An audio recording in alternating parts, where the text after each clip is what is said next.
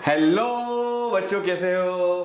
Class 11th वालों की lecture है। डायमेंशन चैप्टर चल रहा था हमारा। डायमेंशन में मैंने आपको पहले लेक्चर में बताया था कि डायमेंशन कैसे फाइंड करते हैं। दूसरे में मैंने आपको डायमेंशन के यूज पढ़ाने शुरू किए थे और पहला यूज बताया था द प्रिंसिपल ऑफ होमोजेनिटी, जिसमें हम किसी फॉर्मूले के लेफ्ट हैंड साइड और राइट हैंड साइड को चेक कर पाते हैं कि वो सही है या नहीं।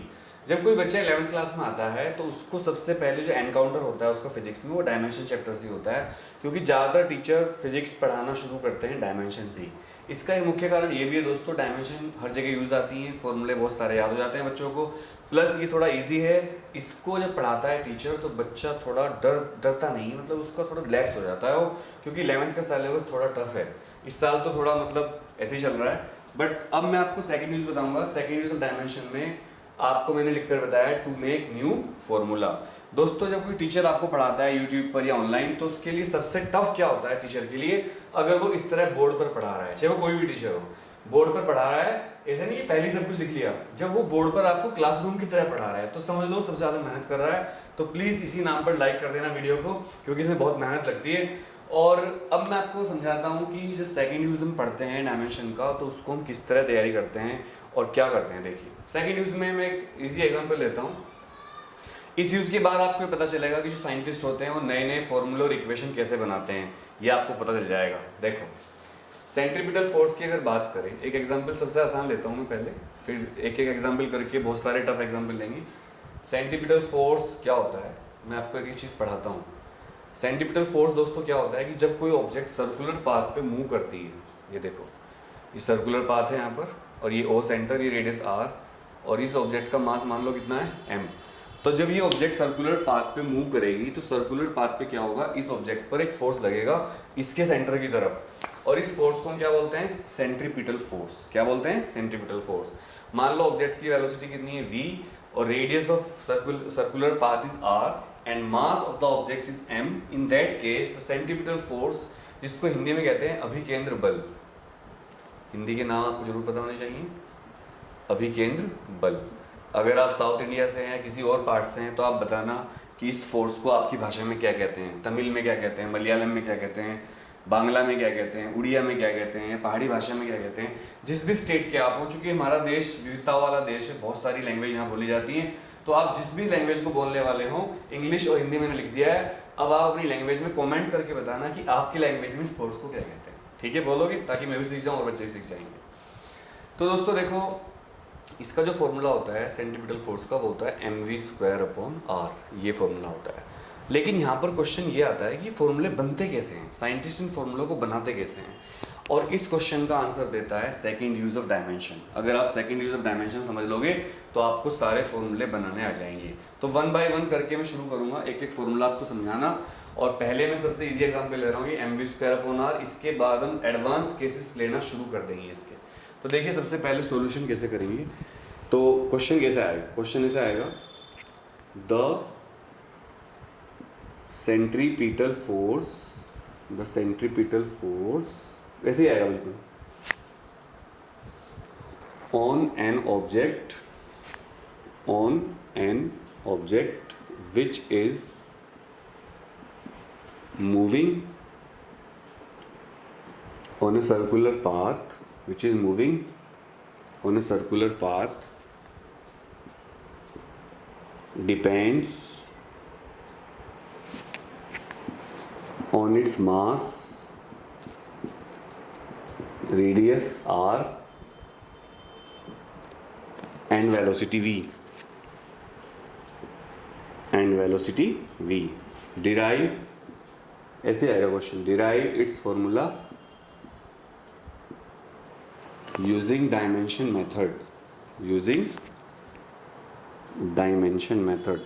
मेथड को यूज करते हुए इसका फॉर्मूला डिराइव करना है।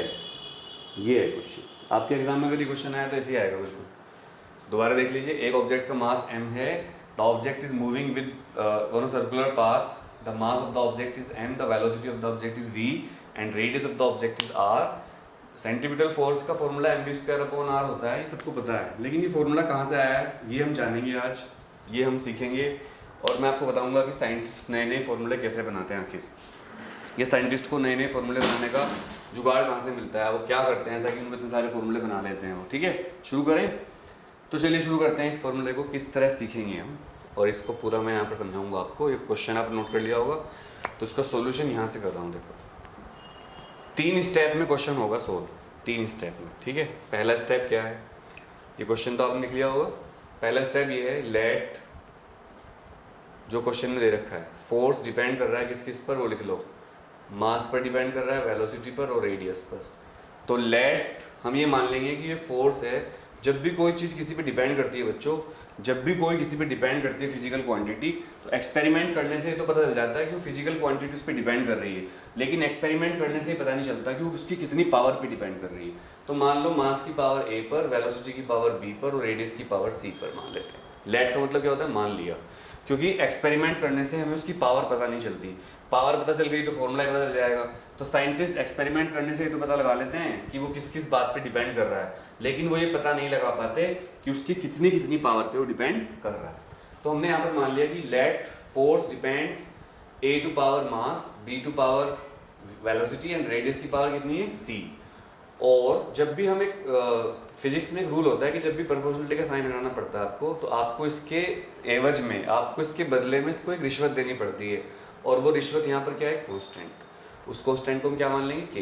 तो m to power a, velocity की पावर b और रेडियस की पावर c। इसको आप जब भी इतना कर लो तो इसको आप इक्वेशन नंबर फर्स्ट लिखते हैं।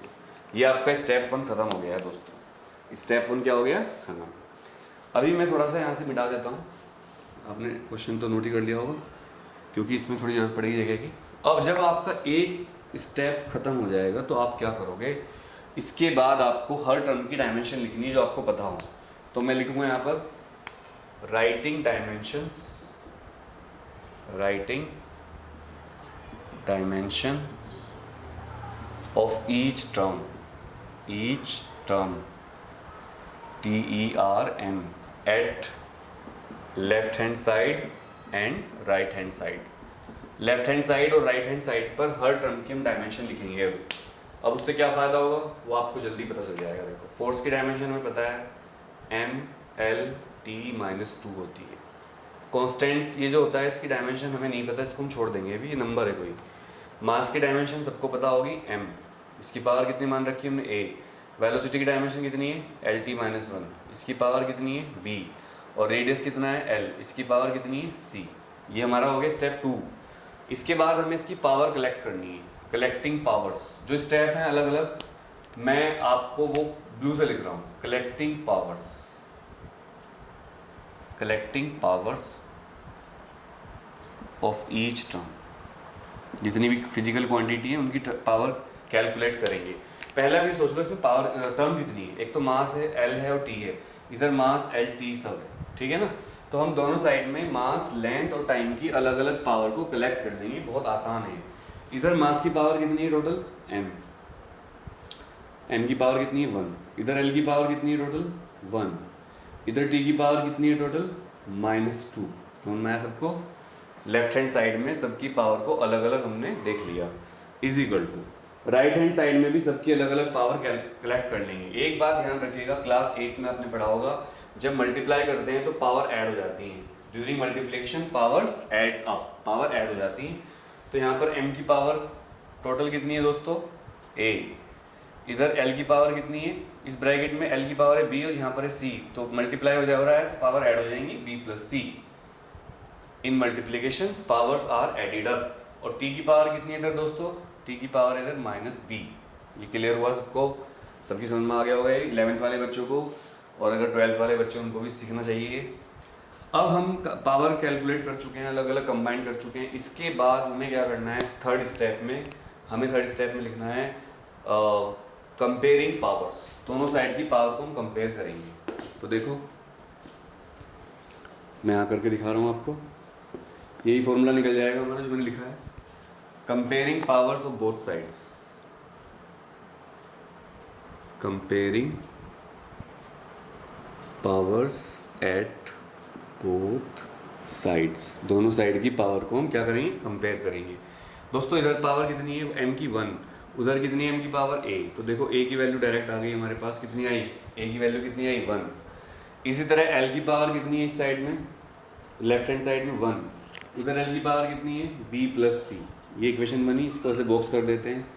इधर t की पावर कितनी है -2, इधर t की पावर कितनी है -b, minus cancel by minus, so we get b is equal to 2। If I keep put this value in this equation I will get 2 + c is equal to 1 और c is equal to -1, so I get the value of a b and c। Now finally there is equation 1। Equation 1 आपको दिख रही होगी वहाँ पर। Equation 1 में ये value हम पुट कर देंगे, तो पुटिंग, यहाँ लिख दो, putting values of a b and c in equation first. Equation first में वैल्यू रखी हमने यहाँ पर, तो जब इक्वेशन फर्स्ट में वैल्यू रखेंगे तो क्या आएगा, देखिए f is equal to k तो कांस्टेंट था, उसको तो वैल्यू पता नहीं है हमें, और m2 पावर, m था एक था v और एक था r। अब आपको a b c रखने हैं, लेकिन a b c की वैल्यू पता है हमें, तो a b c की वैल्यू पुट कर रहा हूँ मैं। a b c की वैल्यू कितनी है, a की वैल्यू आई 1, v की वैल्यू, b की वैल्यू 2 और r की पावर थी 6 की वैल्यू क्या आई -1। तो दोस्तों आपके पास एक फॉर्मूला आ गया f is equal to k, m 1 power को लिखते नहीं है v² और -1 का मतलब नीचे आ जाएगा, तो ये हमारे पास फॉर्मूला आ गया। इसको आप यहाँ पर भी छोड़ सकते हो जहाँ मैंने छोड़ा है, या भी लिख सकते हो बाय एक्सपेरिमेंट्स, इसके आगे आप लिख सकते हो बाय एक्सपेरिमेंट्स। अगर आप थोड़े स्मार्ट हो, एक्सपेरिमेंट से पता चला है कि k की वैल्यू कितनी है 1, ठीक है दोस्तों, इसलिए f इज इक्वल टू कितना आ गया mv² r। तो डायमेंशन की हेल्प से फॉर्मूला निकालने का सबसे आसान क्वेश्चन था ये, इससे ज़्यादा आसान क्वेश्चन डायमेंशन की हेल्प से फॉर्मूला निकालने का दूसरा कोई नहीं है। अब जो भी हम क्वेश्चन करेंगे वो सारे इससे एडवांस क्वेश्चन होंगे दोस्तों, सारे क्वेश्चन क्या होंगे इससे एडवांस। तो चलिए हम इसके थोड़े एडवांस क्वेश्चन ले लेते हैं, क्योंकि ये तो इजी थे और इसको आपने नोट कर लिया होगा। अगर आपने नोट नहीं किया तो नेक्स्ट क्वेश्चन में लिख रहा हूँ, मिटा दो इसको दोस्तों, मिटा दो बच्चों, मिटा दो, समझ में आ गया सबको। नोट कर लीजिए फटाफट, नोट कर लीजिए please please please please.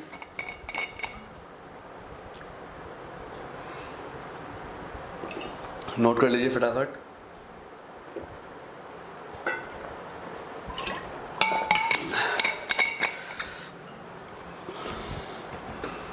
Question number 2 लिखिए,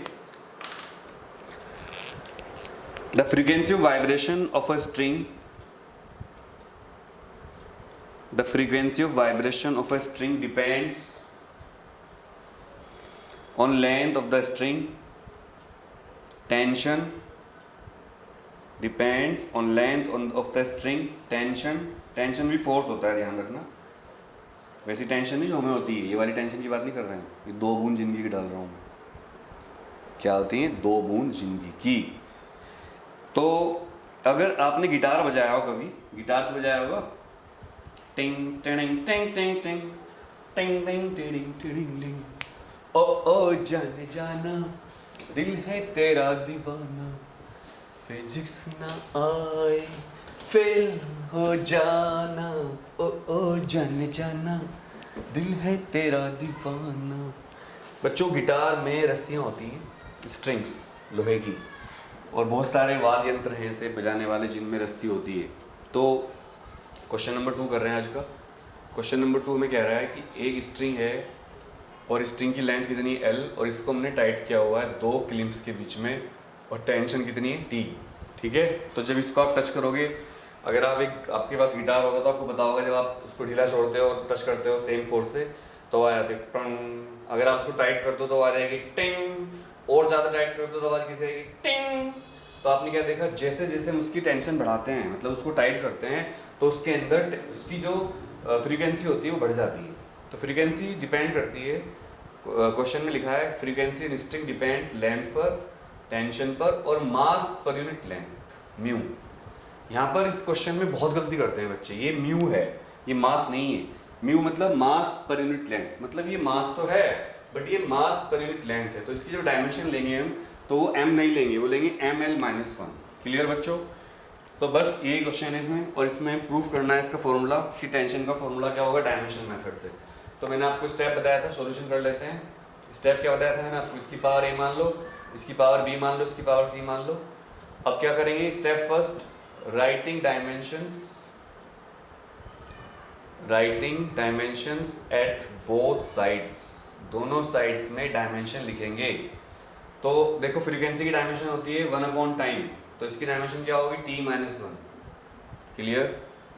इज इक्वल टू कॉन्स्टेंट लगा लेंगे के, टेंशन क्या होता है फोर्स, अच्छा लेंथ है तो लेंथ की डायमेंशन क्या होगी l to power a, tension क्या होता है फोर्स, फोर्स की डायमेंशन सबको याद हो गई होगी m(L)t-2 और b इसकी मान रखी है हमने। अब इस पर बहुत झगड़ा होता है, मास नहीं लेना इसको, इसको लेना है मास पर यूनिट लेंथ। तो क्या लेंगे इसको, मास पर यूनिट लेंथ को ml-1 इसकी power c।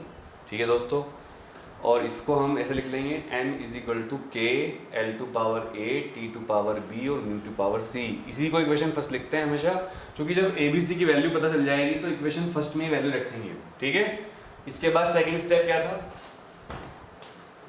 Collecting powers. Collecting powers, सभी की पावर कलेक्ट करेंगे of all physical quantities, of all physical quantities. ये स्टेप लिखने से टीचर थोड़े खुश हो जाते हैं, तो आपको लिखना चाहिए मेरे ख्याल से। तो इधर t की पावर है, अकेला ही टर्म है बस t, तो t की पावर -1 लिख दो ब्रैकेट के बाहर, k को छोड़ दिया करो यहाँ पर। l की पावर देखो इधर कितनी है, a यहाँ पर है, ये बहुत ध्यान से करना होता है, और b यहाँ पर है, तो a प्लस b मल्टीप्लाई में पावर ऐड होती है, सब मल्टीप्लाई में है ना, ये मल्टीप्लाई में सारी टर्म, तो इनकी पावर क्या हो जाएगी, ऐड हो जाएगी। तो l की पावर इधर a है, इधर कितनी है b, और दोस्तों इधर है -c। इसी तरह अब बात करते हैं t की पावर कितनी है यहाँ पर -2b, तो ये तो एक ही t है बस, और कहीं t नहीं है। अब बचा m, दोस्तों m की पावर कितनी है यहाँ पर, इसमें कोई m नहीं है, इसमें है और इसमें है, तो यहाँ पर m की पावर कितनी है b, और यहाँ पर कितनी है c, तो b प्लस c। तो हमने ये भी कर दिया स्टेप। हमने क्या किया, हमने कुछ भी नहीं किया, हमने दोनों तरफ m/l/t की पावर को कलेक्ट कर लिया है। अब हम क्या करेंगे, कंपेयरिंग पावर्स, अगला स्टेप कंपेयरिंग पावर्स, दोनों तरफ की पावर को हम करेंगे कंपेयर। से पावर कंपेयर करेंगे तो क्या होगा वो मैं यहाँ लिख देता हूँ। देखिए कंपेयरिंग पावर्स करने पर दोस्तों इधर क्या है, देखो सबसे पहले m का लिख लेते हैं, m की पावर इधर b प्लस c, और इधर कितना है m 0, इक्वेशन नंबर फर्स्ट बनी। इसके बाद इधर चले जाते हैं, थोड़ा नीचे लिखने में दिक्कत आती है। ठीक है, यहाँ पर लिखा हमने। अब उधर देखो l की पावर कितनी है, a प्लस बी माइनस सी, लेकिन उधर l है ही नहीं तो 0, इक्वेशन नंबर 2। इसी तरह इधर t की पावर कितनी है दोस्तों, -2b, सबसे ज़्यादा यही काम का है हमारे। उधर t की पावर कितनी है, -1, माइनस से माइनस कैंसिल, तो b कितना आया 1/2। ये b की वैल्यू अगर मैं यहाँ रख दूँ इस वाले में, सेकंड इक्वेशन में, ये सेकंड इक्वेशन थी, ये थर्ड और वो फर्स्ट, तो putting value of b in equation first, in equation first. अरे पढ़ने वालों ध्यान दे लो यार, इक्वेशन फर्स्ट में रखेंगे b की वैल्यू, तो 1/2 plus c is equal to 0 आ जाएगा, तो c कितना आ जाएगा -1/2। c की वैल्यू पता चल गई हमें। अब हमारे पास c की वैल्यू है और b की वैल्यू भी है, अगर मैं इसमें रख देता हूँ तो a की वैल्यू आ जाएगी। तो पुटिंग, ये लिखना होता है वैसे, आप बाद में ना लिखना, putting value of b and c in equation 2, in equation 2, equation 2 में रखेंगे तो a प्लस b की वैल्यू कितनी है 1/2, ठीक है, माइनस c, लेकिन c ऑलरेडी माइनस का है तो माइनस माइनस प्लस हो जाएगा, 1/2 इज इक्वल टू 0। तो दोस्तों a आ जाएगा यहाँ से 1/2 कितना होता है 1, उधर जाएगा तो -1 हो जाएगा। सारी वैल्यू को बहुत ध्यान से आपको रखना होता है, अगर आपने जरा सी भी गड़बड़ करी तो आपका पूरा क्वेश्चन मिस्टेक हो जाएगा, गलती हो जाएगी, तो आप ध्यान से सारी वैल्यू रखिए। अब क्या करना है याद रखिए, जिसको याद है कमेंट करके बताओ।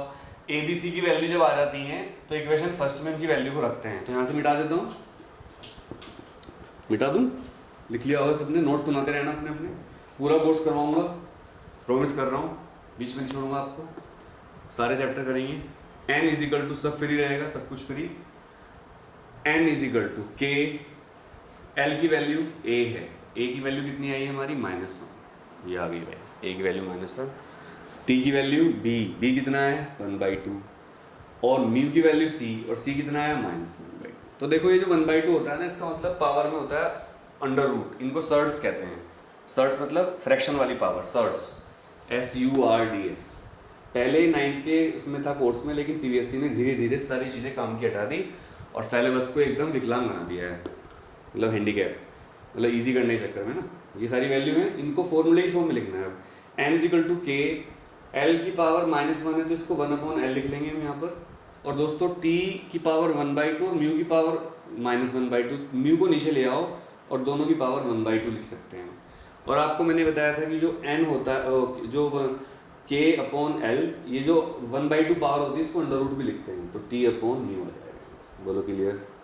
तो ये हमारा फॉर्मूला आ गया। अच्छा, k की वैल्यू 1/2 होती है, तो जब k की वैल्यू रखेंगे तो क्या आ जाएगा 1/2। अगर रखो तो वैसे यहाँ भी छोड़ सकते हो, आंसर लिख सकते हो, पूरे नंबर मिलेंगे।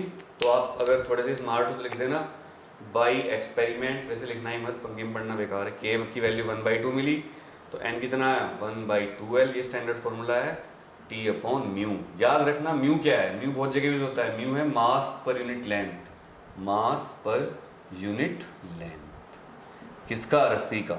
असल में रस्सी की लंबाई और मास का जो रेशो होता है उसी को बोलते हैं म्यू, मास पर यूनिट लेंथ। जो रस्सी आप यूज करते हो गिटार में, मैंने बताया था ना, टिंग टिंग टिंग टिंग टिंग टिंग टिंग टिंग टिंग टिंग ओ टिंग टिंग टिंग टिंग टिंग टिंग टड़ा टा टड़ा। आई लव यू, नोट कर लिया? आई लव यू फिर इसको बोला मैंने, तुम किसे बोल रहे हो? हैं ये किसे बोल रहे हो भाई? ठीक है ठीक है। तो 2 क्वेश्चन हो गए। अब क्वेश्चन तीसरा लेता हूँ मैं। थोड़ा क्वेश्चन धीरे धीरे टफ होते जाएंगे, ठीक है?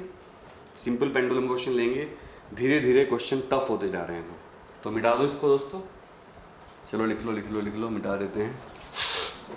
आप लोग का क्या, तो बैक करके भी देख सकते हो, पॉज कर सकते हो। क्यों भाई, मजे हैं तुम्हारे तो यार, किस्मत अच्छी है तुम लोग ऐसे कालखंड में पैदा हुए हो, मतलब ऐसे टाइम पे पैदा हुए हो जब सारी फैसिलिटी है। तुम यूट्यूब गूगल के टाइम पे पैदा हुए हो, तुम्हारे बहुत मजे हैं, तुम्हें कुछ करना ही नहीं है, समझ लो तुम्हारे लिए सब कुछ फ्री, बस थोड़ी सी मेहनत की ज़रूरत है। मेहनत तो हम भी करते थे बहुत, पर हमारे पास ये चीज़ें नहीं थी। गूगल यूट्यूब थी, मतलब उतनी नहीं थी, फ़ोन थे, नेट बहुत स्लो था मेरे टाइम पे जब मैं 11th में था। अब बहुत फैसिलिटी है। क्वेश्चन नंबर 3 ले रहे हैं आज का। आज के बाद इस चीज़ में आपको दिक्कत नहीं आएगी, सेकेंड यूज ऑफ डायमेंशन में आप बिल्कुल परफेक्ट हो जाओगे, इसमें कभी कोई दिक्कत आने वाली नहीं है आपको, मेरा प्रॉमिस है आपसे, ठीक है? क्वेश्चन नंबर 3 लिख लीजिए। Consider a simple pendulum having a bob attached to a string that oscillates under the action of a force of gravity. Suppose that the period of oscillation of the simple pendulum depends on length, mass and acceleration due to gravity. Derive expression for simple pendulum time period. तो देखो पूरा case समझाता हूँ इसका। Simple pendulum का practical का video भी है मेरे यूट्यूब चैनल पर, हालांकि मेरी प्लेलिस्ट थोड़ी गड़बड़ हो रही है तो देख लेना। तो सिंपल पेंडुलम क्या होता है पहले समझ लो, सिंपल पेंडुलम क्या होता है, ठीक है? सिंपल पेंडुलम, पहले तो इसी को समझ लेते हैं, सिंपल पेंडुलम क्या चीज है। दिल चीज क्या है आप मेरी जान लीजिए, बस एक बार मेरा कहा, बस एक बार मेरा कहा मान लीजिए। मेरा कहा क्या है, फिजिक्स पढ़ लीजिए। बॉब, इसको कहते हैं बॉब। जब कोई मेटल की बॉल हो जो कि बहुत छोटी हो लेकिन बहुत भारी हो, अपने साइज के हिसाब से, उसकी रेडियस तो बहुत छोटी हो लेकिन उसका साइज बहुत बड़ा हो, तो साइज रेडियस बहुत छोटी हो और मास बहुत ज़्यादा हो, वेट ज़्यादा हो, तो उसको बॉब कहते हैं, BOB बॉब, है ना? वाई लगा तो बॉब ही बन जाता। और ये रस्सी, इस रस्सी की लेंथ मान लो कितनी है, L। तो जब इस बॉब को हम थोड़ा सा रिप्लेस करके छोड़ देंगे यहाँ पर थीटा एंगल पर, ये थीटा बहुत छोटा होना चाहिए, तो ये बॉब जो है इधर उधर टू एंड फ्रो मोशन करने लगता है, कभी इधर जाएगा कभी इधर जाएगा। एक तरह से गाँव में झूला झूलते हैं ना, शहर में झूलते होंगे, मैं नहीं कहता। इसी को कहते हैं सिंपल पेंडुलम। और जो घड़ियाँ होती है घरों में, आपके घर में अगर किसी के सिंपल पेंडुलम वाली घड़ी में घंटा ऐसे चलता रहता है, टेंग टेंग टेंग टेंग, और जब टाइम होता है 10 बज गए मान लो, तो 10 बार टंग टंग ऐसे बजेगा। पुराने ज़माने में जो अंग्रेज़ थे तो हर शहर में घंटाघर बनाते थे, तब लोगों के पास घड़ी नहीं होती थी, तो हर शहर में चौराहे पर बीचों बीच एक घंटाघर बनाते थे। आपके शहर में भी घंटाघर है क्या? जैसे मेरठ में घंटाघर है, गाजियाबाद में घंटाघर, सहारनपुर घंटाघर, तो मुझे नहीं पता किस किस शहर में घंटाघर है। अगर आपके शहर में घंटाघर हुआ तो आप कमेंट करके बता देना कि भैया हमारे शहर में है। फिलहाल मैं आपको सिंपल पेंडुलम बता रहा हूँ, और इसका टाइम पीरियड क्या होता है। देखो, time period of a pendulum, time period of a pendulum, अब बहुत से बच्चे कहते हैं सर आप तो पढ़ा ही नहीं रहे, आप तो बस न्यूज़ दे रहे हो, इसका चैनल का नाम चेंज कर लो। भाई तुम्हारा गुस्सा जायज़ है, ये बात सच है कि बहुत सारे न्यूज़ के हो गए। और अभी स्ट्रेट जी वीडियो आने वाली है। स्ट्रेट जी मतलब how to study physics, how to crack NEET, how to crack JEE, how to study chemistry, how to study maths, short tricks बताऊंगा बहुत सारी। इसके अलावा फिजिक्स 12 का लेक्चर देना था आज, वो भी आएगा जल्दी। अब तो लग गया उसमें काम में, है ना, तो अब तो तुम्हें कुछ शिकायत का मौका नहीं दूंगा। अगर वो शिकायत हो, नाराज़गी हो तो माफ़ कर देना भाई, मैं बड़ा भाई हूँ तुम्हारा। टाइम पीरियड ऑफ पेंडुलम क्या होता है? देखो टाइम पीरियड का मतलब होता है कि ये पेंडुलम जो यहाँ लटका हुआ है ना, ये इधर जाएगा फिर वापस आएगा, फिर इधर जाएगा फिर वापस आएगा। इस दौरान जो टाइम लगता है उसको टी बोलते हैं, टाइम पीरियड। और ये एक्चुअल में सर्कुलर पाथ होता है, ऐसा पूरा सर्कुलर पाथ होता है। और इसका फॉर्मूला जो है वो हमें नहीं पता, अभी हम इसका फॉर्मूला निकालना चाह रहे हैं। बस हमें इतना पता चला कि जो टाइम पीरियड है वो लेंथ पर डिपेंड करता है, इसकी जो लेंथ है इसकी उस पर डिपेंड कर रहा है, और एक्सीलरेशन ड्यू टू ग्रेविटी पे डिपेंड कर रहा है। और एक चीज़ और भी दी है शायद, string oscillates, mass of bob, mass पे डिपेंड कर रहा है। 3 चीज़ों पे डिपेंड कर रहा है। ये सिर्फ साइंटिस्ट पता लगा सकते हैं एक्सपेरिमेंट से, इसके अलावा साइंटिस्ट कोई पता नहीं लगा सकते एक्सपेरिमेंट के द्वारा। ये सब डायमेंशन मेथड से फॉर्मूले निकाले जाते हैं। साइंटिस्ट को क्या पता चला बच्चों? साइंटिस्ट को पता चला कि जो इसका टाइम पीरियड है पूरा बॉब का, यहाँ से जिस तरह चल रहा था, इसका बहुत डिटेल है। जैसे यहाँ इसका मास mg होगा नीचे, अगर ये एंगल थीटा ले रखा है तो इधर आ जाएगा mg cos थीटा, ये सब हमारे काम का नहीं है भी। और इधर आ जाएगा 90 डिग्री पे mg sin थीटा, इसको रिजोल्यूशन ऑफ वेक्टर्स बोलते हैं, ठीक है। और ये इधर जाएगा, इधर इस पे फोर्स लगेगा, इधर जाएगा, तो इसमें क्या होता है, एक्सीलरेशन प्रोपोर्शनल होता है माइनस ऑफ डिस्प्लेसमेंट के। और जब किसी मोशन में एक्सीलरेशन माइनस ऑफ डिस्प्लेसमेंट के प्रोपोर्शनल हो जाता है, such type of motions are known as simple harmonic motions. क्या कहते हैं इनको? Such type of motions are known as simple harmonic motions. फिलहाल हमें ये तो बताना, आपको मैंने सोचा कि चलो बता देता हूँ कि जो पेंडुलम होते हैं इनकी मोशन सिंपल हार्मोनिक मोशन होती है। बट फिलहाल हम डायमेंशन पढ़ रहे हैं और हमें सिर्फ ये बताना है कि डायमेंशन के द्वारा हम इस फॉर्मूले को कैसे डिराइव करें। तो मैंने आपको बता रखा है जुगाड़, इसकी पावर को मान लेते हैं पहले।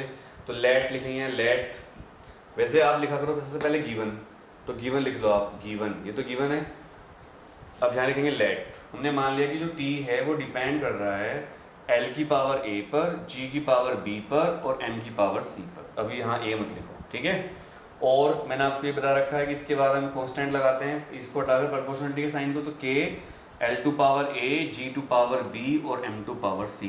ये आ गई हमारी इक्वेशन नंबर फर्स्ट। इसके बाद जब इक्वेशन फर्स्ट बन जाती है तो समझ लो तुम्हारा आधा काम खत्म हो गया।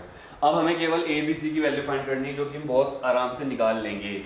अरे पढ़ने वालों, अरे पढ़ने वालों, a b c की वैल्यू निकालो। कैसे निकालेंगे? स्टेप 2 क्या था? स्टेप 2 क्या बताया था बच्चों? मैंने बताया था दोनों साइड की क्या लिखते हैं, डायमेंशंस। तो राइटिंग डायमेंशंस ऑफ डिम लिखा मैंने, बोथ साइड्स। जितनी भी टर्म है सबकी डायमेंशन लिख दो जो आपको पता हो। t की डायमेंशन तो t होगी, ऐसे लिखो ब्रैकेट में। k की कोई डायमेंशन नहीं होगी। l की डायमेंशन l होती है, इसकी पावर को a मान लिया हमने। g क्या होता है, एक्सीलरेशन ड्यू टू ग्रेविटी, इसको lt-2 लिखेंगे, इसकी पावर को b मान रखा है। और मास की पावर क्या होती है, मास की पावर डायमेंशन m होती है, इसकी पावर को c मान रखा है। इसके बाद का स्टेप क्या था, भूल गए? इसके बाद का स्टेप था collecting powers of both sides, दोनों साइड की पावर को कलेक्ट करेंगे। तो collecting powers of both sides. थोड़ा अपना प्यार दे देना बच्चों, लाइक कर देना, वीडियो को शेयर कर देना जो भी आपके दोस्त है सबको, और चैनल को सब्सक्राइब भी कर लेना। Collecting power of both sides, इधर की पावर कितनी है, 1।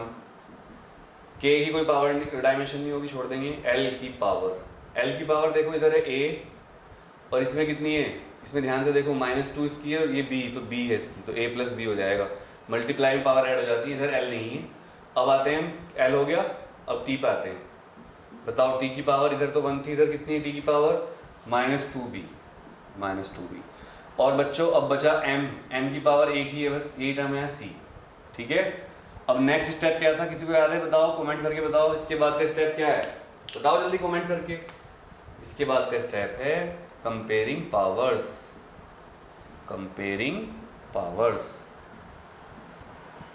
Left hand side versus right hand side की पावर को कंपेयर करेंगे। इससे क्या पता चलेगा हमें कि पावर की वैल्यू ABC जब कंपेयर करेंगे तो ABC की वैल्यू आ जाएगी। देखो यहाँ पर t1 है और इधर t कितना है, t की पावर -2b, तो पहला ही छक्का लग गया और b आ गया यहाँ से -1/2। ये देखो एक वैल्यू आ गई हमारी, ठीक है। इस तरह करते हैं। अच्छा, अब हमें c की वैल्यू पता लगानी है। c इधर है ही नहीं, तो c इधर तो है c m की पावर c, और इधर m की पावर 0, तो 0। ठीक है, जब कोई टर्म है ही नहीं तो उसकी पावर को 0 मान लेंगे हम। या आप ऐसे भी लिख सकते हो m की पावर 0, l की पावर 0, और ऐसे लिख लो। ठीक है, ऐसे भी लिख सकते हो अगर आपको इससे दिक्कत हो रही है तो। डायमेंशनल फॉर्मूला लिख लिया हमने। अब देखो इसमें l की पावर कितनी है, a प्लस बी, और यहाँ l कितना है 0, तो ठीक है भाई। लेकिन b की वैल्यू पता है -1/2, तो a -1/2 इज इक्वल टू 0, तो इसके हिसाब से a कितना आ गया हमारे पास 1/2। बोलो क्लियर, समझ में आया सबको? तो a की वैल्यू आ गई 1/2 और b की वैल्यू आ गई -1/2 और c की वैल्यू क्या आ गई 0। इसका मतलब जो c वाला टर्म था वो बेकार था हमारे लिए। c वाला टर्म कौन सा है, m है। इसकी पावर को हमने c माना था, यानी कि टर्म है ही नहीं इसमें। बिकॉज जब किसी चीज़ की पावर 0 हो जाती है दोस्तों, तो उसकी वैल्यू हो जाती है 1। उसकी वैल्यू क्या हो जाती है 1। तो यहाँ पर जब हम वैल्यू रखेंगे इसके अंदर, तो वैल्यू रखने पर एक फॉर्मूला आ जाएगा हमारे पास, वो हम देख रहे हैं क्या है। इसके बाद का स्टेप याद होगा आपको, putting values of A B C in equation first, जो भी आप फर्स्ट मानते हो। Putting value of A B C in equation first. इसके बाद एक टफ और एग्जांपल लेंगे इसका, क्योंकि आज मेरा उद्देश्य आपको ये वाला यूज समझाना है कि इसके बाद आपको दिक्कत ना है फिर। वैसे भी आपके स्कूल में अगर कोई यूटी होगा, कोई एग्जाम होगा, इन्हीं में से क्वेश्चन मिलेंगे आपको, ठीक है, गारंटी। t इजिकल टू के, कमेंट करके बताना, टेस्ट हो जाएगा कि ये क्वेश्चन आए थे नहीं। l की पावर a की वैल्यू कितनी आई है 1/2, g की पावर b की वैल्यू कितनी आई -1/2, और भाई m की पावर 0 आई है। तो इसको तो छोड़ दो बस, क्योंकि इसका वैल्यू 1 हो गया। और इसको हम लिख सकते हैं k, और 1/2 का मतलब क्या बताया था, अंडर रूट, और ये माइनस की वजह से नीचे जाएगा, तो l/g, ये आंसर आ गया। वैसे आप ये भी लिख सकते हो बाय एक्सपेरिमेंट्स, k की वैल्यू 2π होती है। अगर आप थोड़े स्मार्ट हो तो t इजिकल टू बन जाएगा 2π अंडर रूट l/g। ये फॉर्मूला बहुत फेमस है, और ये फॉर्मूला यूज होगा, प्रैक्टिकल होगा आपका, उसमें आप निकालोगे g की वैल्यू। मतलब इसी फॉर्मूले की हेल्प से हम g की वैल्यू फाइंड करते हैं एक्सपेरिमेंट में। ठीक है, कैसे करते हैं बता देता हूँ। ये नोट कर लिया आपने, नोट कर लिया, मिटा दो, ठीक है, नोट कर लिया होगा आप लोगों ने। देखो आपके कोर्स में एक्सपेरिमेंट है बच्चों ये, कि find the value of acceleration due to gravity, that is g, using this formula. कौन सा फॉर्मूला, ये वाला। अब how can we use this formula and find the value of small g, वो मैं आपको बता दूँ। देखो अभी हमने एक फॉर्मूला डिराइव किया, t is equal to 2π under root l/g। ये कांस्टेंट की वैल्यू आपको याद करनी होती है। अगर आप नहीं भी करते, ही छोड़ देते हो, तब भी पूरे नंबर मिलते हैं। यहाँ छोड़ देते हो अच्छा होता है, यूनिट भी लिख दो सेकंड। तो भाई अगर मुझे फॉर्मूला पता है, तो भाई मैं कैसे निकालूंगा g की वैल्यू, वो देख रहे हैं। Squaring both sides, squaring both sides, दोनों साइड का स्क्वायर करेंगे तो क्या आएगा, t स्क्वायर, 2π का स्क्वायर क्या होगा 4π स्क्वायर, अंडर रूट इसका स्क्वायर करेंगे तो अंडर रूट खत्म हो जाएगा, तो l/g बचेगा। ठीक है, ये बहुत काम का फॉर्मूला है। इसके नीचे 1 रख के क्रॉस मल्टीप्लाई कर दो, तो आपके पास आएगा t square g is equal to 4π square l। तो दोस्तों यहाँ से आपके पास g कितना आएगा 4π स्क्वायर l/t स्क्वायर। तो हम क्या करते हैं, पेंडुलम लेते हैं, स्टॉप क्लॉक लेते हैं, स्टॉप वॉच, उसमें से हम l देख लेते हैं और t देख लेते हैं, यहाँ वैल्यू रख के g की वैल्यू आ जाती है। और इसमें सबसे मजाक की बात ये होती है कि इसकी वैल्यू किसी की भी सही नहीं आती, लेकिन सारे बच्चे जुगाड़ करके g की वैल्यू 9.8 मीटर पर सेकंड स्क्वायर लिख देते हैं, जो कभी नहीं आती।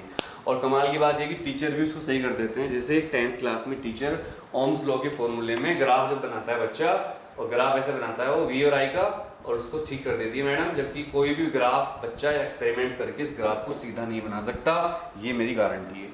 लेकिन एजुकेशन का हाल क्या है हमारे देश में आपको पता ही है, कोई भी एक्सपेरिमेंटल पढ़ाई पर ध्यान नहीं देता, सब जुगाड़ चल रहा है। बच्चे सोचते हैं जुगाड़ करके पास हो जाए, टीचर सोचता है बस सैलरी मिल जाए काम खत्म। तो भगवान मालिक है। ठीक है, चलो भाई एक क्वेश्चन लेंगे जो क्लास 12 की फिजिकल क्वांटिटी पर डिपेंड है। मतलब वो क्वेश्चन इस पर डिपेंड नहीं है, इसको आप नोट कर लीजिए। मैं थोड़ा पानी पी लेता हूँ। क्लास 12 की फिजिकल क्वांटिटी पर डिपेंड क्वेश्चन लेते हैं।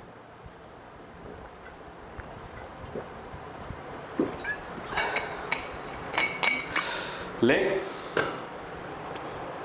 चलो शुरू करते हैं। चलिए शुरू करते हैं। तो कैसे हैं आप लोग, फिजिक्स समझ में आ रही होगी। अभी हमने 3 क्वेश्चन कर लिए हैं, और ये है second use of dimension. And what is the second use of dimension? In this use of dimension we find new formula or equation using dimension method. As I told that scientists can only find the relation between 2 or 3 physical quantities by doing experiments, but they can't find the formulae directly.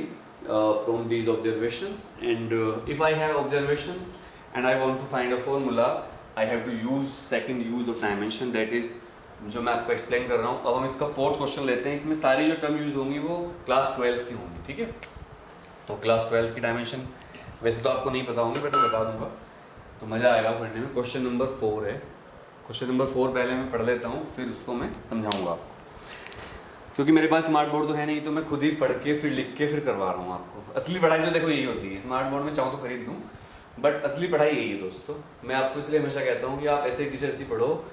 अगर आपको कोई school वाले online class दे रहे हैं या आप किसी से ऑनलाइन ट्यूशन पढ़ रहे हो, तो आप प्लीज़ अपने पैसे वेस्ट मत करो। अगर टीचर आपको किसी स्क्रीन को शेयर करके पढ़ा रहा हो या बिना शक्ल दिखाए बोर्ड पे ना पढ़ा रहा हो इस तरह से, या प्री रिकॉर्डेड लेक्चर दिखा रहा हो, तो वो आपका टाइम और पैसा दोनों वेस्ट हो रहा है। इससे अच्छा तो आप खुद ही पढ़ लो। कुछ टीचर इस NCERT की पेज पे लिखना शुरू कर देते हैं, कुछ टीचर पहले से ही लिखा लिखा बोर्ड पढ़ा कर पढ़ते हैं, वो मज़ा नहीं आता फिर उसमें ना। मेहनत तो भी करते हैं, मैं नहीं कहता हूँ, बट ये जो मेथड है इसमें बहुत ज़्यादा लोड पड़ता है टीचर के ऊपर। जो मेरी वीडियो टीचर देख रहे होंगे वो कमेंट करके बताना कि मैं सही कह रहा हूँ क्या। और आजकल काम करने वाले लोग कम ही हैं, चाहे वो स्टूडेंट हो या टीचर हो, दोनों कह रहा हूँ। क्वेश्चन सुन लीजिए। The heat produced in a wire carrying an electric current depends. Heat produced in a wire, basically question क्या है, the heat produced in a wire depends on the current, resistance and time. और हमें heat का formula निकालना है, बस simple question ये है। तो असल में आपने क्लास 10 में पढ़ा होगा, अगर आपको याद हो क्लास 10 में आपने क्वेश्चन पढ़ा होगा, heating effect of electric current पढ़ा है क्या? ये क्वेश्चन उसी पर बेस्ड है, heating effect of current. Current का हीटिंग इफेक्ट क्या है वो हम पढ़ रहे हैं एक्चुअली में। असल में साइंटिस्ट को जब एक्सपेरिमेंट किया होगा, उन्होंने किसी वायर में करंट भेजकर देखा होगा, तो आपने भी बात नोट करी होगी, जब किसी वायर में करंट भेजते हैं तो वायर गर्म हो जाता है, और वायर के गर्म होने को हीटिंग इफेक्ट कहते हैं। लेकिन हीटिंग इफेक्ट का फॉर्मूला साइंटिस्ट जानना चाह रहे थे, एच का, एच मतलब हीट। तो साइंटिस्ट को फॉर्मूला पता नहीं चला, बट साइंटिस्ट को पता चल गया कि जो हीट होती है किसी वायर में वो किस किस फैक्टर पर डिपेंड करती है। तो देखो किसी भी वायर के अंदर या रेजिस्टेंस के अंदर, मान लो एक वायर है, रेजिस्टेंस लेते हैं, आपको इतना तो पता ही होगा कि रेजिस्टेंस का सिंबल R होता है, ये सिंबल है इसका, और यहाँ पर हमने करंट दे रखा है बैटरी से, तो DC ले लेते हैं। DC का सर्किट का ये साइन होता है सेल का, और AC का साइन इस तरह होता है, ठीक है। और अगर इस तरह बना हो खाली, ये भी DC होता है, ये DC है, ये AC है, और ये DC सेल, और ये DC बैटरी क्या होती है, बहुत सारी सेल के मिलने से बैटरी बनती है। तो यहाँ पर एक निशान ले रखा हमने, और यहाँ से +2 माइनस करंट चलता है, तो इधर करंट की डायरेक्शन I है। Let the resistance is R, I is the current flowing in the wire and the current has been flown for time t। So scientist ने पता लगाया है कि सर्किट पूरा समझ में आ गया होगा आपको, कि जो हीट फ्लो होती है, जो हीट जनरेट होती है वायर के अंदर, मान लो कितनी है H, तो साइंटिस्ट को पता चला कि H जो है वो डिपेंड करती है करंट पर, रेजिस्टेंस पर और टाइम पर। बस ये पता चला उनको, लेकिन फॉर्मूला नहीं पता। उन्होंने हमें कहा, 11th वाले बच्चों को कहा कि भाई हमें ये तो पता चल गया कि heat developed in a wire depends on current, resistance and time, but can you find the formula? तो आपने कहा यस सर, हम फाइंड कर सकते हैं। सर क्या बात कर रहे हो, एक बाएं हाथ का खेल है सर हमारा, ये क्या क्वेश्चन दे रहे जैसे मैं कम्युनिटी टाइप पे क्वेश्चन डालता हूँ तो बहुत से बच्चे कहते हैं क्या सर ये तो आईडी में नहीं है। अरे भाई बेसिक से चलते हैं, कभी कभी एडवांस जब क्वेश्चन देता हूँ कोई कर नहीं पाता, तो मैं बेसिक एडवांस मीडियम सारे क्वेश्चन देता हूँ। और कभी भी ये नहीं सोचना चाहिए कि क्वेश्चन छोटा है बड़ा है। हर क्वेश्चन के अंदर जो क्वेश्चन आपको बहुत इजी लग रहा है उसके अंदर बहुत बड़ी कॉन्सेप्ट छिपी हो सकती है। असल में क्या होता है, कोटा टाइप की जो कोचिंग होती है ना, बच्चों को एकदम हवा में चढ़ा देती है, झाड़ पे चढ़ा देती है, और बच्चा ना सेलेक्ट होता है, ना वो स्कूल में अच्छे नंबर ला पाता, ना वो कहावत है ना धोबी के कुत्ता घर का ना हाट का, वो हालत हो जाती है। तो बच्चों हमेशा बेसिक से पढ़ना शुरू करो, और कभी भी क्वेश्चन को छोटा मत समझो, ना किसी इंसान को छोटा समझो ना क्वेश्चन को। हो सकता है जो इंसान आपको छोटा लग रहा हो बहुत बड़ा आदमी बन जाएगा। तो ये है। तो हम क्या करेंगे इसके बाद, लेट, वही जुगाड़ बता रखा है मैंने आपको, हमारा हथियार चलेगा पहला। हम मान लेंगे H डिपेंड करता है I की पावर A पर, R की पावर B पर और T की पावर C पर, और हम इसको हटाएंगे प्रोपोर्शनलिटी को, तो कांस्टेंट लगाना पड़ेगा K, I की पावर A, R की पावर B और T की power C। Equation number first, ये तो पता ही होगा आपको, है ना, पता है ना ये। तो बच्चों यहाँ तक कर लिया हमने क्या कर लिया, हमने सबकी डायमेंशन अभी लिखेंगे हम, पर हमने I की पावर को A मान लिया, R की पावर को B मान लिया और T की पावर को C मान लिया। मैं एक बार दोबारा क्लियर करना चाहता हूँ कि I is current, R is resistance, T is time. तो यहाँ पर क्या है कि आर का मतलब रेडियस नहीं है, आर का मतलब यहाँ रेजिस्टेंस, क्योंकि क्वेश्चन 12th के बेस पर है। अब क्या स्टेप है अगला, writing dimensions of both sides. अगला स्टेप तो ये था हमारा, writing dimensions of both sides. अब हम दोनों साइड की लिखेंगे डायमेंशंस। तो भाई हीट की डायमेंशन, असल में मैंने आपको बताया था हीट एक एनर्जी होती है हीट इज एनर्जी, तो जो एनर्जी की डायमेंशन होगी वो हीट की भी होगी। एनर्जी की डायमेंशन आपको मैंने बता दी थी mL²T-2। कोई भी एनर्जी हो या फिर वर्क हो या टॉर्क हो, इनकी जो डायमेंशन होती है वो mL²T-2 होती है। K कांस्टेंट है दोस्तों, I क्या होगा, करंट, करंट की डायमेंशन होती है मेरा नाम अनुराग A, तो इसकी पावर दे मान रखी है। रेजिस्टेंस की डायमेंशन, रेजिस्टेंस की डायमेंशन निकालना सिखाया था मैंने आपको, दोबारा निकालना सिखा देता हूँ। यहाँ पर देख लीजिए, रेजिस्टेंस की डायमेंशन याद है आपको, मैंने सिखाया था आपको। देखो रेजिस्टेंस होता है V/I, ये होता है, और V होता है W/Q, ठीक है। तो रख दो R की इजिकल टू V की जगह रख दो W/QI, और वर्क डन क्या होता है, एनर्जी होती है, यानी कि mL²T-2। Q क्या होता है, अनुराग त्यागी AT, और I की होती है A। अब देख लो आप क्या क्या बचा आपके पास दोस्तों, mL² और T-2 ये ऊपर जाएगा, ये भी हो जाएगा -3, और A² नीचे है लेकिन ऊपर जाकर A-2। तो ये देखो हमारे पास रेजिस्टेंस की डायमेंशन आ गई। ये मैंने आपको रेजिस्टेंस की डायमेंशन भी लिखना सिखा दी है, इसको आप नोट कर लीजिए। रेजिस्टेंस की डायमेंशन आपको मैंने बता दी है कैसे निकालते हैं। फिलहाल तो मैं यहाँ लिख लेता हूँ, फिर मिटा दूंगा इसको। तो रेजिस्टेंस की डायमेंशन बहुत बड़ी सी आई है, लिख लेते हैं इसको, mL²T-3A-2, ये लिख ली। और अब इसको मिटा दूंगा मैं, जो मैंने निकाला था, ठीक है, इसकी जरूरत नहीं है मैं। दोस्तों यहाँ पर आप ध्यान से करिएगा बिल्कुल, क्योंकि एक टर्म और बचा हुआ है T, और T की डायमेंशन क्या होती है, T होती है, ये सबसे आसान ये टाइम। और इसकी पावर हमने A की पावर A मान रखी है, रेजिस्टेंस की पावर B मान रखी है, और T की पावर क्या मान रखी है, C। तो आपको थोड़ा बड़ा लग रहा होगा, लेकिन इसमें है कुछ नहीं, आसान है। इसके बाद हम अलग अलग पावर कलेक्ट कर लेंगे। तो मैंने आपको नेक्स्ट स्टेप क्या बताया था, कलेक्टिंग पावर्स। कलेक्टिंग पावर्स, मजा आ रहा होगा मेरे ख्याल से। तो पावर कलेक्ट करिए। देखो इधर m की पावर कितनी है टोटल, 1, इधर l की पावर कितनी है, 2, और इधर t की पावर कितनी है, -2, ठीक है। और बच्चों मैं आपको केवल फिजिक्स नहीं पढ़ाऊंगा, बहुत सारी मोटिवेशनल और स्ट्रेटजी वीडियो बताऊंगा आपको, टाइम टेबल कैसे बनाएं, सब कुछ, ठीक है। बढ़िया वाली वीडियो, असली वीडियो, बच्चों वाली वीडियो नहीं कि बच्चे कोई भी आए यूट्यूब पर वीडियो बनाकर आपको बता दिया। मैं ये नहीं कहता कि वो वीडियो काम की नहीं होंगी, but expert video as a teacher. K की डायमेंशन A लिखेंगे, A की डायमेंशन, A यहाँ पर करंट को रिप्रेजेंट कर रहा है। देखो A की डायमेंशन A तो यहाँ पर है, और यहाँ पर -2 भी, तो A-2B हो गई। M की डायमेंशन पाते हैं, M की डायमेंशन टोटल यहाँ पर है B बस, और अब बचा हमारे पास T। T की पावर कितनी है, देखो यहाँ T की पावर है यहाँ पर -3B, तो -3B। अब एक टर्म बचा बस, कौन सा बचा, A बचा, A तो हो गया, तो L बचा, तो L की पावर देखो यहाँ पर कितनी है, 2B, तो L की पावर 2B, सारी पावर आ गई। अब हम mLT और A की पावर कंपेयर करेंगे, तो यहाँ लिख देते हैं कंपेयरिंग पावर्स। कंपेयरिंग पावर्स, अब हम पावर को कंपेयर करेंगे। दोस्तों पावर कंपेयर करना बहुत ज़रूरी है। पावर को कंपेयर करेंगे, उसके बाद हमें पता चल जाएगा ABC की वैल्यूज़। तो करते हैं, चलो। M की पावर कितनी है, इधर 1, इधर M की पावर 1 है, उधर M की पावर कितनी है टोटल, B, तो B की वैल्यू डायरेक्ट आ गई हमारे पास 1। इसके बाद L की पावर कितनी है, इधर 2, और उधर कितनी है L की पावर, 2B। एक मिनट, हाँ ठीक है, वो तो वही आएगा, तो 20 से भी 1 ही आ रहा है, तो वेरीफाई हो गया चलो कि B की वैल्यू 1 आ रही है। इसको छोड़ दो, हमारे काम का नहीं, B ऑलरेडी आ चुका है, लेकिन दो रिलेशन से B की वैल्यू सेम है, इसका मतलब ठीक कर रहे हैं। इसके बाद L की पावर कंपेयर करिए हमने, T की पावर पाते हैं। T की पावर कितनी है यहाँ पर, -2, और दोस्तों इधर T की पावर कितनी है, -3B। ओहो कुछ गड़बड़ हो गई।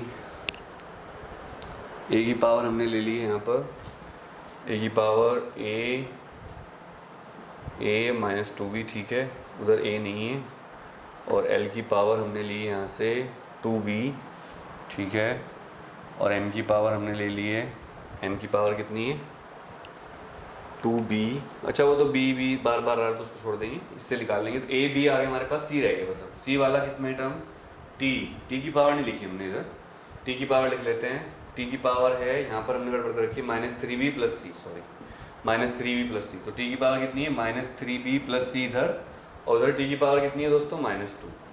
लेकिन b की वैल्यू ऑलरेडी हमारे पास आ चुकी है 1, तो minus three into one plus C is equal to minus two. तो दोस्तों c आ जाएगा माइनस टू, ये माइनस थ्री उधर जाएगा प्लस हो जाएगा, तो हमारे पास आ गया c इज इक्वल टू 5। तो a की वैल्यू, b की वैल्यू 1, c की वैल्यू 5। अब a की वैल्यू निकालनी है, तो a की वैल्यू निकालने के लिए हम इधर से साफ कर लेते हैं, है ना, हो जाएगा आराम से, इधर साफ कर लेते हैं। तो दोस्तों a वाली टर्म कहाँ पर है, देखो a वाली टर्म उधर है, तो a माइनस टू बी, इधर a है नहीं जीरो, तो a इज इक्वल टू आ जाएगा टू बी। लेकिन a की वैल्यू, b की वैल्यू 1 है, तो a की वैल्यू कितनी आ गई 2। अब हम क्या करेंगे, ये सारी वैल्यू रख देंगे इस फॉर्मूले के अंदर, तो हमारा आ जाएगा h is equal to I square R T, क्योंकि t की वैल्यू 1 आई है। अच्छा माइनस टू प्लस वन, तो 1 आएगा, सॉरी। तो अब पुटिंग वैल्यू इन फर्स्ट, तो ये नीचे से मिटा दूँ, नीचे से मिटा देते हैं इसको, है ना, बड़ी कैलकुलेशन थी थोड़ी, सारी वैल्यू सही आ गई हमारी। अब क्या करूँगा मैं, यहाँ पर जगह नहीं है हमारे पास, तो यहाँ लिख लेते हैं putting values of A B and C in first equation में ए बी सी की वैल्यू रखेंगे। बच्चों फर्स्ट इक्वेशन हमारी h इज इक्वल टू के को ऐसे रखेंगे आई, ए की वैल्यू कितनी आई थी 2, आर की वैल्यू कितनी आई थी 1, बी की वैल्यू 1 और टी की वैल्यू 1। तो बच्चों बस h इज इक्वल टू के को छोड़ देंगे, k की वैल्यू 1 आएगी, तो आई स्क्वायर आर टी। ये फॉर्मूला आपने काफ़ी पढ़ा होगा 10th क्लास में। इसी फॉर्मूले को थोड़ा चेंज करके हम ये बताते थे, अगर आपको याद हो, इस फॉर्मूले को थोड़ा चेंज करके बताते थे हम कि अगर हम i को v अपॉन आर लिख लेते हैं, तो देखो i की वैल्यू कितनी है v अपॉन आर, तो क्या आएगा फिर h इज इक्वल टू आई की जगह v अपॉन आर, और ये है आर टी, तो यहाँ पर क्या बना h is equal to V square upon R square R T, R से आर कैंसिल हो गया एक पावर, तो h इज इक्वल टू कितना बचा V square T upon R. अब मेरा आपसे क्वेश्चन ये है कि अगर मैं इसको देखूं तो इस वाले फॉर्मूले के हिसाब से तो h प्रोपोर्शनल आ रहा है आई स्क्वायर, सॉरी आर के, ये फॉर्मूला क्या कह रहा है कि h प्रोपोर्शनल टू आर है, और अगर इस फॉर्मूले को देखूं तो h प्रोपोर्शनल टू आ रहा है 1 अपॉन आर। ये क्या गड़बड़ झाला है भाई, क्या दोनों फॉर्मूले गलत हैं, दोनों सही हैं? अगर आपको ये बात पता हो तो आप कमेंट करके बताना, सही आंसर को प्राइज दूंगा जो मुझे सबसे अच्छा एक्सप्लेनेशन करेगा। क्वेश्चन क्लियर हुआ आपको? हमने एबीसी की वैल्यू निकाल ली, उससे हमारा फॉर्मूला क्या है h is equal to I square R T. अब मेरा आपसे क्वेश्चन ये है कि अगर मैं इसको देखता हूँ इस फॉर्मूले को, तो h प्रोपोर्शनल आ रहा है आर के, लेकिन जब मैं i की वैल्यू v अपॉन आर रख देता हूँ तो सोल्व करके आता है h is equal to V square T upon R, and this implies that h is inversely proportional to r, and this implies that h is proportional to r. Can a same physical quantity may be proportional and inversely proportional to the another same physical quantity? Is it possible? इनमें से कौन सा formula सही है? ये relation सही है या ये सही है, या दोनों सही है या दोनों गलत हैं? ये आप मुझे कमेंट करके बताएंगे, मैं आपका वेट करूंगा आपके कमेंट का। ये वाला क्लियर? तो ये एक टिपिकल क्वेश्चन था, और एक एग्जाम्पल और लेंगे इसका हम, पांचवा एग्जाम्पल, जो कि थोड़ा सा और टफ लेंगे। और h is equal to I square R T को आप 2-3 बार घर पे करके देखना, नहीं तो फिर आपसे होगा नहीं है। ठीक है दोस्तों? ठीक है। चलो लिखो क्वेश्चन नेक्स्ट, इसको मिटा दूँ, आपने कर लिया होगा, मज़ा आया इसे करने मुझे भी। और जब कैलकुलेशन करें तो ध्यान से करें, बीच में वैल्यू थोड़ी बहुत मिस्टेक हो सकती हैं, और अगर एक वैल्यू गलत आई तो पूरा गलत हो जाएगा आपका, तो नोट कर लीजिए इसको। ठीक है, क्वेश्चन सही होना बहुत ज़रूरी है, प्रैक्टिस का मामला होता है, फिजिक्स टफ नहीं है, फिजिक्स बहुत ही ब्यूटीफुल सब्जेक्ट है, लेकिन ध्यान से करने पे हो जाता है। चलो भाई एक क्वेश्चन और करेंगे, इसमें यंग मोटर्स वगैरह आएंगे। तो ये क्वेश्चन आपने नोट कर लिया होगा, मैंने पूछा है आपसे, अब देखते हैं कौन बच्चा इसको करके दिखाता है।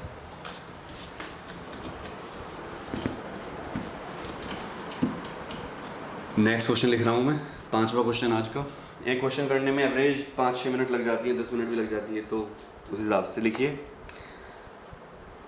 Experiments show that the frequency n of a tuning fork depends on length L of the prong, density D and young modulus Y of the material. मतलब क्या है young modulus ट्यूनिंग फोर्क क्या होता है, थोड़ा सा बता देता हूँ. ट्यूनिंग फोर्क, देखो ट्यूनिंग फोर्क एक मेटल का इस तरह का वाई बना होता है, ऐसे ऐसे होता है, ठीक है. इसको एक रबड़ की गद्दी में मारते हैं हम ऐसे, और फिर इसको एक रेजोनेंस ट्यूब के पास ले जाते हैं तो आवाज़ आती है ट्विंग इस तरह से. रेजोनेंस फ्रीक्वेंसी फाइंड करने के लिए ट्यूनिंग फोर्क का यूज़ किया जाता है, बहुत काम की चीज़ है.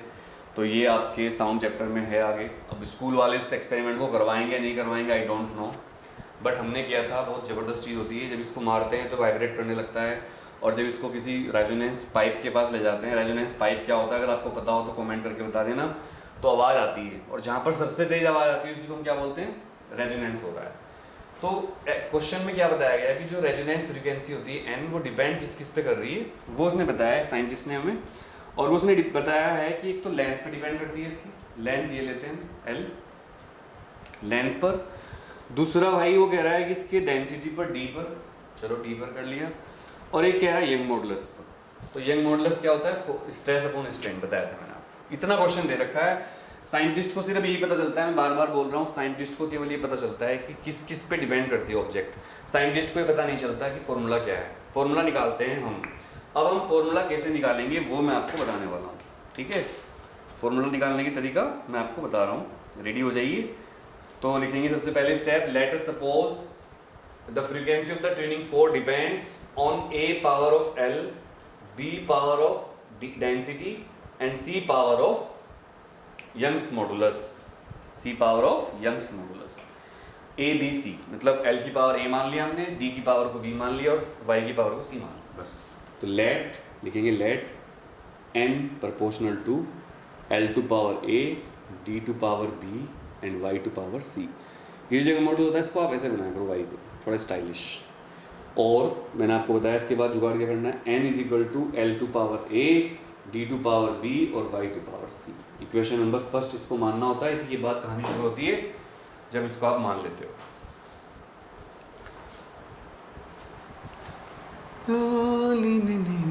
तो अब क्या करेंगे, अगला स्टेप क्या होता है, writing dimensions of both sides. Writing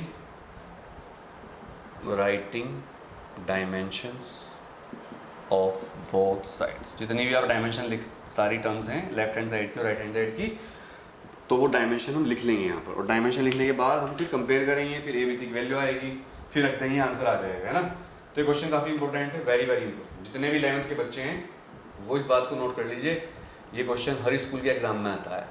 अरे 11th वालों ये क्वेश्चन को इंपॉर्टेंट लगा लो. फ्रीक्वेंसी क्या होती है, फ्रीक्वेंसी का मतलब होता है vibrations per unit time, yes, oscillations per unit time, या कोई चीज़ एक सेकंड में जितनी बार फड़कती है उसको कहते हैं फड़कती, मतलब हिलती है. तो इसका जो डायमेंशन होता है वो होता है टी माइनस, ठीक है, ठीक है. और यहाँ पर कांस्टेंट के लिखना है, वो भूल गए हम, के. L to power A, L की डायमेंशन क्या होती है एल, इसकी पावर को क्या मान रखा ए. डेंसिटी क्या होती है, मास अपॉन वॉल्यूम. जिन की डायमेंशन नहीं पता वो यहाँ पर निकाल लिया करो. देखो डेंसिटी होती है मास अपॉन वॉल्यूम, ठीक है बच्चों. तो डेंसिटी की डायमेंशन निकालने का तरीका, डी मास अपॉन वॉल्यूम. तो डी की डायमेंशन क्या आएगी, मास की डायमेंशन, वॉल्यूम की डायमेंशन एल क्यूब होती है, तो इसकी सोल्व करके आ जाएगी एम एल माइनस 3. अब यंग मॉडुलस है, ये बता देता हूँ. यंग मॉडुलस होता है असल में इसकी डायमेंशन फोर्स अपॉन एरिया के बराबर होती है. स्ट्रेस अपॉन स्ट्रेन होती है, पर स्ट्रेन की डायमेंशन नहीं होती. तो बस फोर्स की डायमेंशन क्या है, एम एल टी माइनस 2, और एरिया क्या होता है एल स्क्वायर. तो यहाँ से एल से एल कैंसिल हो गया, तो क्या बचा M L minus 1 T minus 2. तो ये दोनों डायमेंशन हमारे काम आएंगे. तो डेंसिटी की और यंग मॉडुलस की डायमेंशन हमने निकाल ली है.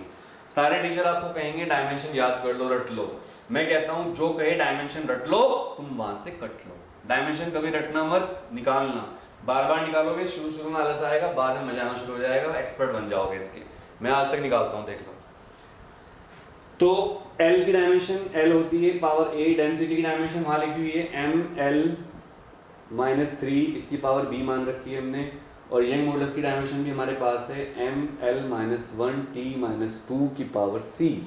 इसके बाद का स्टेप क्या था, कलेक्टिंग पावर्स. तो मैं जो स्टेप होते हैं उनको ब्लू से लिख देता हूँ ताकि आपको आराम से मिल जाए. कलेक्टिंग पावर्स, ये हम पावर यहाँ से कलेक्ट कर रहे हैं। चलो भाई पावर कलेक्ट कर लेते हैं बच्चों। पावर जब कलेक्ट करेंगे तो टी की पावर इधर -1 ही है, तो इसको बाहर लिख लो बस, इधर और कोई है ही नहीं। के को छोड़ देंगे, एल की पावर, एल की पावर, एल की पावर यहाँ ए है बच्चों, और इसमें -3b ये ऐड हो रही है असल में, और यहाँ पर -c ये हो गई। ये बहुत ध्यान से करना है, इसमें मिस्टेक होने से पूरा क्वेश्चन गलत हो जाता है, जैसे पिछली बार हो गया था। अब बात करते हैं एम की। एम की पावर कितनी है यहाँ पर, b, इधर उधर तो है ही नहीं, b, और यहाँ पर है c, तो b + c। अब बचा t, उधर t है तो t को तो ध्यान से रखना है। l इन दोनों में t नहीं है, इसमें है बस, वो -2c। ठीक है दोस्तों, अब हमें क्या करना है, हमें पावर को कंपेयर करना है। इतनी कहानी करने के बाद we have to compare power, तो कंपेयरिंग पावर्स तो इजी है। Comparing powers of m, l and t। जब पावर कंपेयर करेंगे, उधर t की पावर है -1, सबसे पहले वही लिख लो।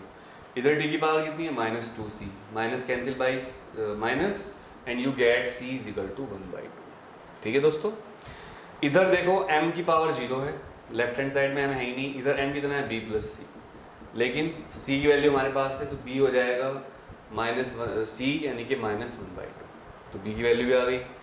अब बचा हमारे पास क्या, अक्कड़ बक्कड़ बम्बे को 80-90 पूरे से हो, l कितना उधर 0, l लग गए, a -3b -c, l मतलब l की पावर लग गई गलत समझता, तो b और c की वैल्यू है, तो a कितना हो जाएगा, a हो जाएगा 3b + c, और 3b की वैल्यू -1/2 + c की वैल्यू 1/2।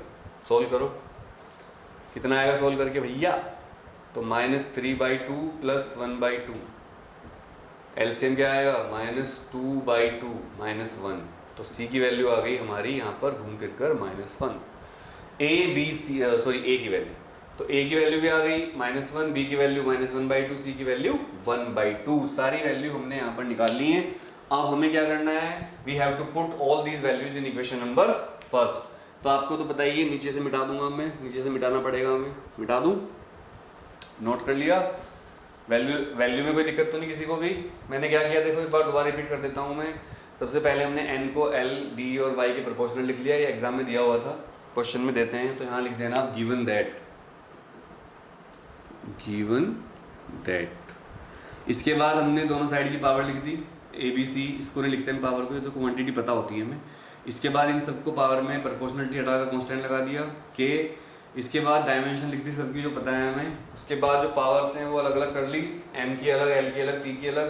फिर पावर कंपेयर करते ही a b c d जितने भी हों सबकी वैल्यू आ जाएगी। हालांकि ये 3 कांस्टेंट तक ही काम करता है मेथड, अगर इसमें चौथा आ जाएगा तो फिर ये मेथड काम नहीं कर पाता है दोस्तों। उसके लिए एडवांस मेथड्स हैं, वो आपके कोर्स में नहीं है, बता दूंगा, लेकिन अगर कहोगे तो। नाउ अब मैं क्या करने वाला हूँ, नाउ putting values of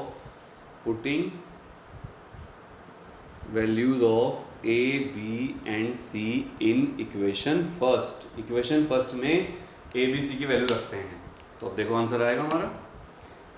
रख दो भाई, चाड़ा हो गया भाई, के कुछ नहीं चाड़ा हुआ, ठीक है। के l की पावर a कितना है -1, d की पावर b कितना आया था -1/2, y की पावर y से रखना c कितना आया था 1/2। तो बस मैंने आपको बताया था 1/2 का मतलब क्या होता है, अंडर रूट। 1/2 का मतलब क्या होता है, अरे 1/2 का मतलब क्या होता है, 1/2 का मतलब होता है अंडर रूट। तो n = आ जाएगा के l -1 है तो 1/l आएगा नीचे, याद रखना। जो प्लस पावर होती है उसको ऊपर रखते हैं y, और जो माइनस है उसको नीचे रखते हैं। और ये 1/2 या तो आप ऐसे लिख लो पहले, टीचर को इम्प्रेस करने के लिए स्टेप वाइज करते हैं ना, एकदम थोड़ा बोल दो जाकर आई लव यू, थोड़ा सा पहले कहोगे आई लाइक यू, हम फ्रेंड बनना चाहता हूँ, ऐसे लिखोगे क्यों भाई। तो n = k और 1/l, और इसको अंडर रूट में लिख देंगे ऐसे y/t। तो यहाँ पर छोड़ सकते हो, k की वैल्यू अगर नहीं पता कोई दिक्कत नहीं है, और अगर नहीं मतलब पता है तो लिख दो, पता क्या है किसी को भी नहीं पता, यहीं छोड़ देना। और इसकी यूनिट क्या होती है फ्रीक्वेंसी की, हर्ट्स। क्या होती है, हर्ट्स। सो आपको हमने 5 एग्जाम्पल करवाए, पांचों एग्जाम्पल करने के बाद मुझे ऐसा लगता है कि आप अब एक्सपर्ट हो गए होंगे इसमें, आपको कोई दिक्कत नहीं होगी। ट्यूनिंग फोर्क क्या होता है, और आपको सबसे बड़ी बात ये है कि मैंने जो जो बताया क्वेश्चन, वो सारे क्वेश्चन में मैंने आपको जो उसमें चीज़ यूज़ करी गई थी, टर्म यूज़ करी गई थी, वो भी ली है। कोई बीच में बात भी नहीं करी, लगातार पढ़ाया आपको। अब इसी तरह के लेक्चर आते रहेंगे। नेक्स्ट लेक्चर होगा हमारा कि हम एक यूनिट सिस्टम को दूसरे यूनिट सिस्टम में किस तरह कन्वर्ट कर सकते हैं। यस दोस्तों, उसी को कहते हैं third use of dimension method. Dimension method के 3 यूज होते हैं। पहला प्रिंसिपल ऑफ होमोजेनिटी, जिसमें हम किसी फॉर्मूले को चेक करते हैं कि वो सही है गलत है।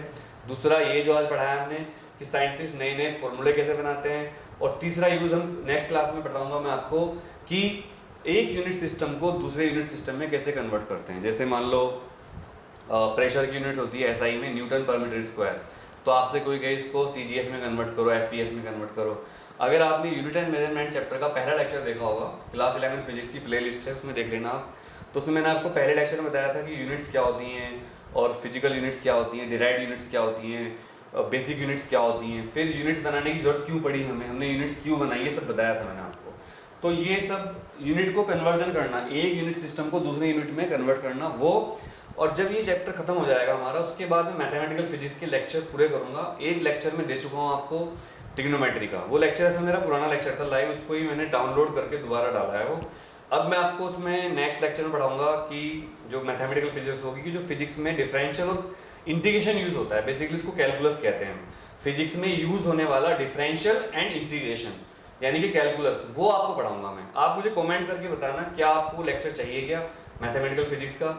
इसके अलावा मैं आपको लॉ की भी बेसिक बताऊंगा। उसके बाद हम काइनेमेटिक्स का फर्स्ट चैप्टर शुरू करेंगे। दोस्तों, एक लेक्चर बनाने में बहुत टाइम लगता है। आप लोग थोड़े नाराज भी हो गए थे कि भैया बस आप न्यूज़ बता रहे हो सीबीएसई के, लेकिन उन बच्चों का साथ देना जरूरी था। लेकिन अब मैं शुरू हो गया हूँ। अब मुझे कुलम्स लॉ पढ़ाना है, उसका लेक्चर बनाना है 12th वालों के लिए। तो अगर आपको लेक्चर अच्छा लगा उसको लाइक जरूर कर देना दोस्तों, अपने भाई को सपोर्ट करना, क्योंकि इस चैनल को हमें बेस्ट चैनल बनाकर चलना है। कुछ भी दिक्कत हो, कोई भी आपको गड़बड़ लगी हो, उसको कमेंट करके बताना।